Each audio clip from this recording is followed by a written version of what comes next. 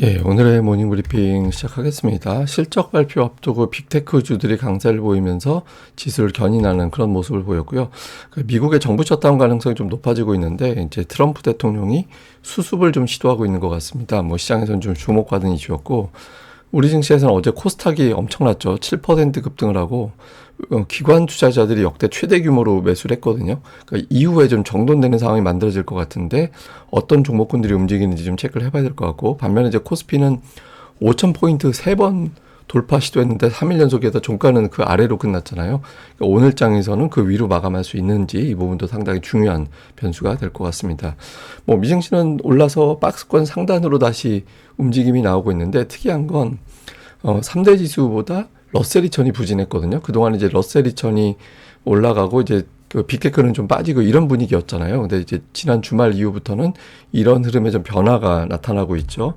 주요 업종들도 보면 소비재라든가 부동산 이런 쪽은 좀 주가가 부진하고, 빅테크하고 엮여있는 업종이 상대적으로 더 강하게 올라가는 그런 모습을 보였거든요. 그래서 투자자들이 그동안에 이제 중소형주 쪽으로 갔던 자금이 다시 또 대형주로 오는 건가? 이렇게 또 시장에서는 이제 좀 해석을 일부는 좀 하고 있는 것 같습니다. 주요 이슈들을 정리해보면 애플, 마이크로소프트, 메타, 테슬라 이런 기업들의 실적이 나오잖아요. 현재까지 기업들의 실적 76%는 예상치 상회하는데, 이건 제가 몇 년 전부터 설명드린 거긴 합니다만은, 미국 기업들은 예상치 대부분 상회합니다. 왜냐하면 실적 발표하면서 동시에 제시하는 가이던스, 그러니까 우리 실적 이렇게 됩니다라고 제시하는 걸 되게 보수적으로 내기 때문에 그 보수적으로 제시한 가이던스 기반으로 실적 전망을 하거든요. 늘 예상치를 상회하죠. 그러니까 이번도 이제 예상치를 상회하는 그런 결과들이 좀 나오곤 있는데, 다만 이제 투자자들은 확정된 실적보다 앞으로 어떻게 될 거야 이거를 더 중요하게 보다 보니까 이제 보수적인 가이던스에 집중하면서 실적 발표 잘 나와도 이제 주가는 좀 어정쩡한 그런 모습들이 나오고 있죠. 근데 어쨌든 좀 빅테크 실적 나오다 보니까 여기에 대한 주목도가 상당히 높아져 있는 그런 상태입니다. 그리고 셧다운도 시장에서는 좀 관심을 갖고 있는데, 셧다운이라는 거는 정부가 예산안 편성을 못해서 공무원들이라든가 이런 이제 공무원들 이제 월급도 못 주고, 그리고 여기저기 이제 자본 지출도 못하고 이런 상황이 되는 걸 셧다운이라고 하잖아요. 근데 최근에 그 일부 야당 쪽에서는 예산안에 협조를 해주려고 했는데, 그 미네소타주에서 지금 총격 사건 났잖아요. 그런 사건이 나오다 보니까 이게 야당 쪽에서는 강하게 반발할 수밖에 없죠. 그러면서 정부 예산안이 확정되지 못할 것 같다, 이렇게 돼서 셧다운 가능성이 높아졌다, 이런 분석들이 나오고 있거든요. 이게 이제 의석수가 필요한 게 60석인데 공화당이 53석 정도밖에 안 되거든요, 상원에서는. 그러니까 이제 야당 쪽에 협조가 필요한데 몇몇이 이제 협조해 주려고 했다가 이번 총격 사건 나오면서 이제 반대로 돌아서 버렸거든요. 그래서 이번에도 좀 예산안은 평범하게 가지는 않을 것 같다, 이런 분석들이 나오고 있죠. 그런데 이제 트럼프 대통령이 국경차르를 파견했다라는 보도가 나오고 있거든요. 근데 이 사람이 이제 되게 강경파인 사람이라서 이게 수습이 될까, 이런 걱정도 일부에서는 있습니다. 근데 반면에 어쨌든 트럼프가 수습에 나선 것 같다. 워낙 여론이 악화되고 있고 미국의 전직 대통령들도 나서서 이거 잘못된 거다라고 메시지를 내고 있잖아요. 그래서 좀 수습에 나선 쪽으로 시장에서는 해석을 해서 이것도 일단 오늘 주식시장에서는 좀 다행인 건가, 이렇게 또 해석이 된 것 같습니다. 근데 어쨌든 주식시장에 대한 어떤 전망 자체는 대체로 낙관적인 시각이 많긴 합니다. 근데 유일한 걸림돌은 올해 중간선거가 있다라는 거. 그러니까 중간선거가 있는 해 대체로 집권당이 중간선거에서는 지는 경우가 많이 있거든요.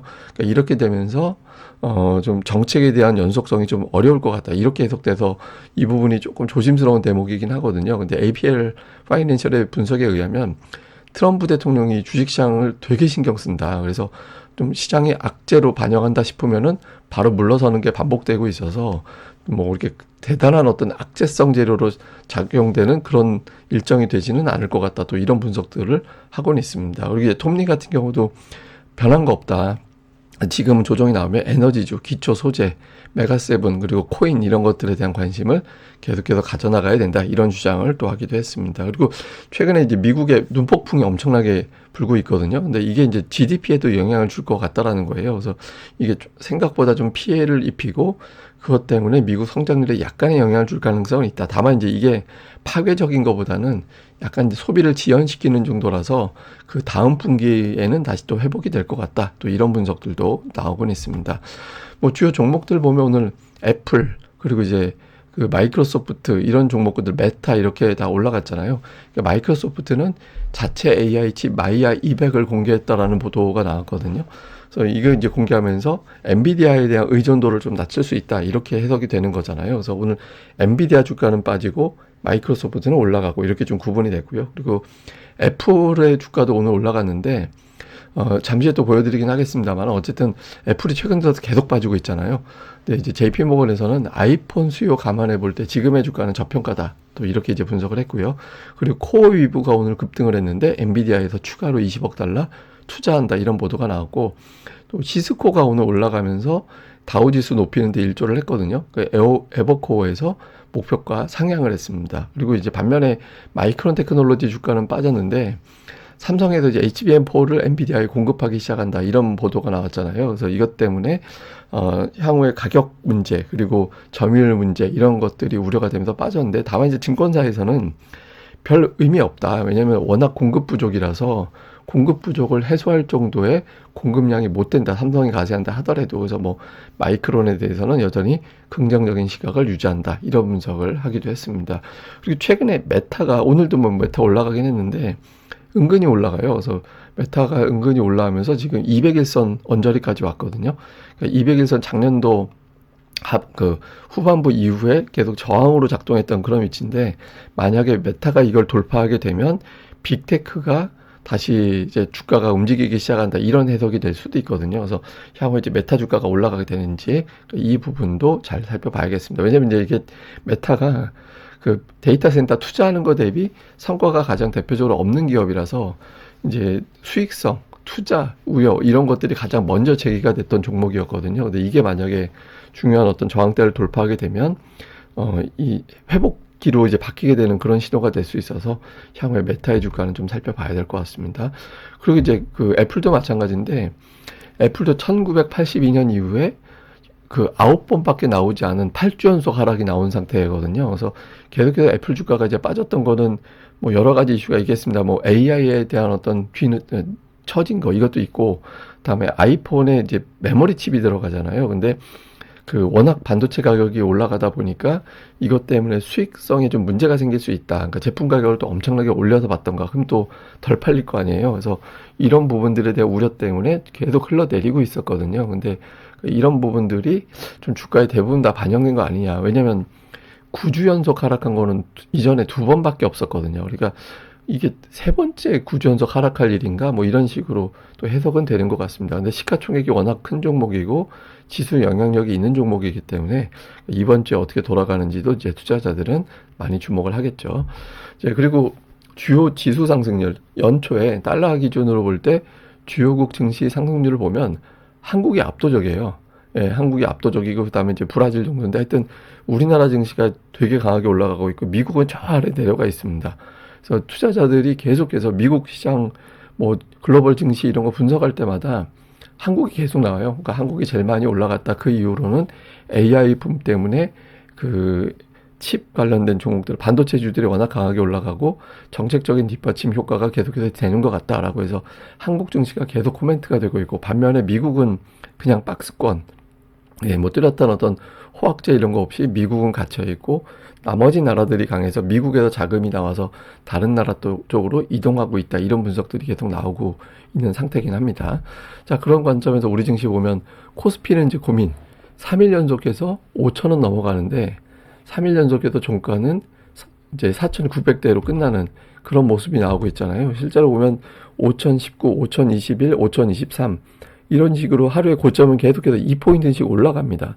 근데 종가는 계속해서 낮아지잖아요. 이렇게 되면 오늘 지수는 또 5,025까지 올라갈지도 모르겠습니다만은 어쨌든 종가 기준으로 5,000을 이제 만들어내지 못하면 이게 저항이 되면서 여름 때와 작년도 연말에 2달씩 박스권 나왔을 때 같이 이제 자칫 잘못하면 이 상태에서 시간이 되게 길어지는 그런 결과가 나올 수 있거든요. 그래서 코스피가 오늘 5,000을 회복하는지 여부가 되게 중요한데 다행인 건 외국인 투자자들이 매도는 했지만 매도 비중이 올라가진 않았어요. 그러니까 최근 들어서 매도가 절대적으로 많지는 않거든요. 그러니까 매수가 좀 줄어든 거예요.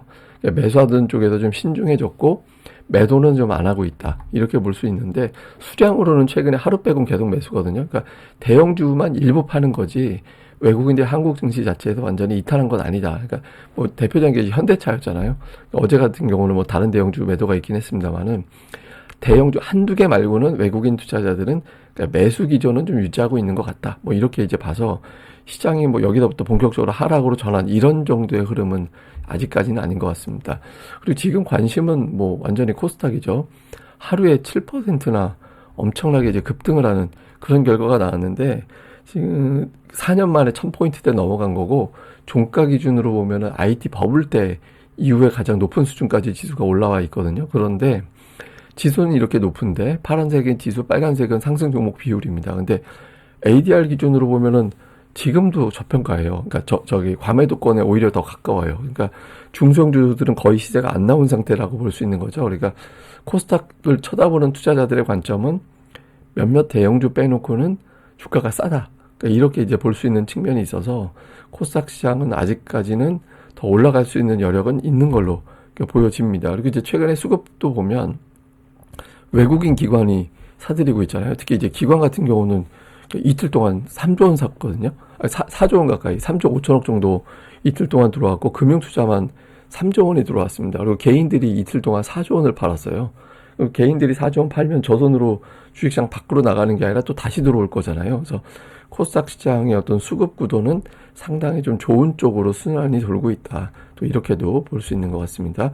그리고 거래대금이 엄청나게 터지고 있죠. 거래대금이 25조. 그러니까 코스피 거래대금을 넘어섰거든요. 물론 이제 이렇게까지 계속 올라갈 수는 없어요. 그러니까 단기적으로 코스닥 지수 자체가 거의 12% 가까이 급등이 나온 그런 상태이기 때문에 그러니까 여기서부터는 조금 종목들별로 이제는 조금씩 옥석 가리기, 그러니까 뭐가 대장주지 이렇게 이제 가리는 그런 움직임이 나올 수는 있거든요. 근데 어쨌든 코스닥 자체의 자금이 이제 들어오고 있는 거는 이제 맞다라고 봐야 돼서 기존에는 그냥 다 올라간다. 대부분 올라간다. 이런 쪽으로, 그리고 당분간은 상승 종목이 많은 날이 빈번하게 나올 겁니다. 근데 그렇다 하더라도 이제 어느 정도 올라서게 되면 이제부터는 주도주와 비주도주를 구분하는 그런 장세로 바뀌게 될 거기 때문에 그런 흐름을 좀 주목해 볼 필요는 있는 것 같습니다. 근데 어제 같은 경우는 뭐 하락한 업종이 없었어요. 코스닥 다 올라갔잖아요. 그러니까 금융업종이 제일 많이 올라갔는데 저거 코스닥도 업종 분류는 좀 다시 할 필요는 있는 것 같습니다. 저기 2차전지가 금융업종에 들어가요. 그래도 저게 이제 가장 많이 올라가는 모습이 나왔고, 그 외에 이제 제약업종 어제 급등을 했고, 그러니까 시가총액이 큰 업종들이 상당히 강하게 올라가는 이제 그런 모습을 보였었거든요. 근데 이제 이런 상태에서 큰 종목으로는 시가총액 큰 거는 제약바이오, 2차전지, 그러니까 반도체, 로봇 이런 것들이 시가총액 상위, 그다음에 합산 시총 큰 그런 종목들이잖아요. 그 아랫단에 뭐 엔터주 라든가 뭐 게임주라든가 이런 것들이 그 아랫단에 있고, 그래서 어쨌든 한 2개 정도의 메인 주도주가 등장할 가능성이 있기 때문에 고르게 다 올라가는 거를 보되 수급의 연속성 있는 업종이 뭐가 되는지 이제부터는 이제 그 부분을 더 집중적으로 또 관찰을 해야 될 것 같습니다. 자, 일단 글로벌 증시에서 가장 많이 올라간 게 한국, 이제 가장 부진한 게 미국 이렇게 이제 구분이 되어 있거든요. 근데 우리 증시는 이제 코스피보다 이제 코스닥이 더 강하게 올라갔었잖아요. 근데 이제는 그 코스피도 어느 정도는 좀 주목을 해봐야 된다. 근데 이제 코스피가 상대적으로 좀 둔했던 이유 중에 또 하나는 국민연금이 올해 좀 팔지 않을까 이런 우려가 있었거든요. 근데 어저께 회의에서 나온 건 국내 주식 비중을 높인다, 해외 주식 비중을 좀 낮춘다 이렇게 결정을 했거든요. 근데 높였다 하더라도 이미 저 비중이 초과된 것 같다. 그래서 향후에 이제 비중이 높아져 있으니 기계적으로 좀 팔 것 같다.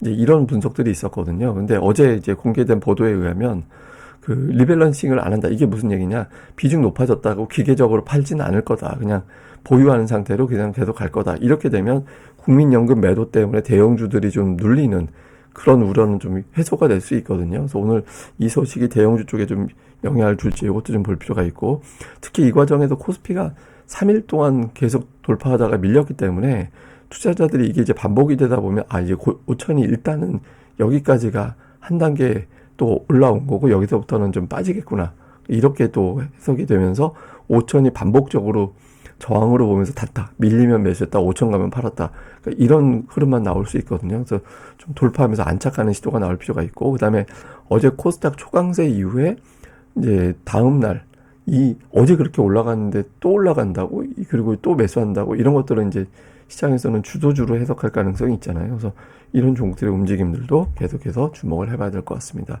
근데 이게 코스피하고 시가총액하고 한번 비교를 해보면, 그러니까 지수보다 시가총액이 더 많이 올라가 있거든요. 그러니까 원래 되게 비슷하게 가잖아요. 근데 어느 순간부터는 시가총액이 더 많이 올라가 있어요. 근데 지수는 거기만큼 못 따라갔다. 이게 무슨 얘기냐? 대형주 몇 개가 압도적으로 지수를 끌고 올라갔다라는 겁니다. 그러니까 삼성전자, 현대차 이런 종목들이 압도적으로 끌고 올라가면서 지수는 올라갔는데 나머지 종목들은 이건 뭐지? 이런 분위기가 만들어진 거예요. 그러다 보니까 투자자들은 코스닥이나 중소형주가 너무 싸 보이는 그런 상황이 만들어지게 된 거죠. 그래서 이제 기존의 어떤 주도주는 주도주대로 더 올라갈 거라고 보여지고, 그렇지만 상대적으로 오르지 못한 쪽으로 순환매가 돌고 있기 때문에 좀 코스피의 중소형주군, 다음에 코스닥에 있는 중대형주 쪽에서 어떤 좀 수급이 붙는 종목들이 계속 나올 수 있으니까 이런 부분들 계속해서 집중적으로 관찰해보고 저도 또 방송에서 내용을 또 설명해 드리도록 하겠습니다. 예, 저는 또 다음에 뵙겠습니다. 이 방송 좋아요와 특히 이제 구독하기, 들어오신 김에 구독하기 꼭 좀 부탁드립니다. 감사합니다.